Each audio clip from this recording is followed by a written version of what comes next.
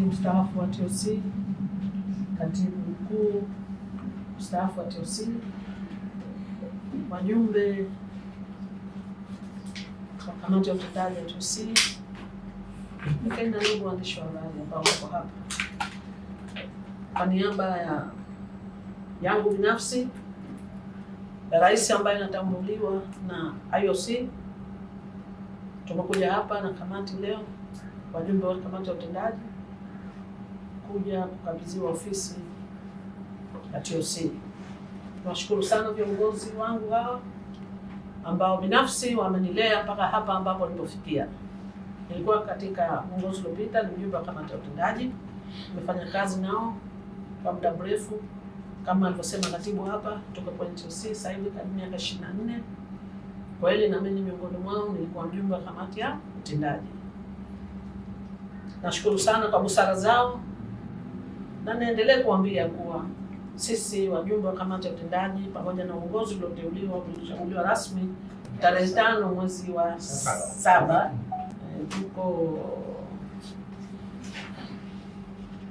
tayari kutoa ushirikiano kwa vyama vyote vya michezo ambavyo tunavisimamia kwa serikali yetu tukufu ya Jamhuri ya Muungano wa Tanzania, ambayo na rais wetu Mama Samia Suluhu Hassan, na kwa upande wa Zanzibar rais wetu Mwinyi. Sisi tuko hapa kwa kuendeleza michezo. Tanzania inatakiwa shiriki mashindano mbalimbali, na mashindano mwezi wa 10 Dakar, na Tanzania inatakiwa ishiriki.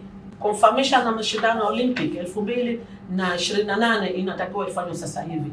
Kama kamati haijafanya uchaguzi, hakuna funds au location yote ya grants zinazotolewa. Kwa kamati yetu ya Olympic imekaa kwa muda mrefu bila kuwa na kuletewa fedha bila locations. Kwa hiyo ilikuwa inatumia ile baki ambayo ilikuwa nayo katika akaunti zake kuweza kuendesha ofisi na kufanya shughuli mbalimbali za 2025 kama kupeleka timu yetu Angola na shughuli zingine, mishahara ya wafanyakazi na nini na vitu vyote hivyo. Ikawa imetumia zilizobaki kutokana na malipo yale ya awali kabla ya 2024. Sisi kama kamati ya Olympic tunaoondoka tulitamani sana kukabidhi mapema sana.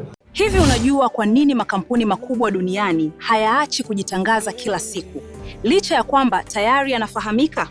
Sasa kama una biashara au kampuni lakini hujitangazi, customers wapya watakujua vipi?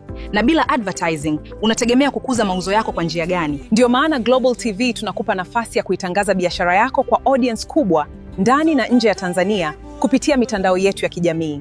Advertising kupitia Global TV inaongeza brand visibility yako, inakufikisha kwa customers wapya na kuongeza nafasi ya bidhaa au huduma zako. Na habari nzuri zaidi, bei zetu za matangazo ni rafiki. Iwe una biashara ndogo, ya kati au kampuni kubwa, kuna nafasi inayoweza kukufaa. Usiache biashara yako isubiri kugunduliwa. Ipe visibility inayostahili. Anza kutangaza nasi. Wasiliana na Global TV leo na tuipeleke brand yako mbali zaidi.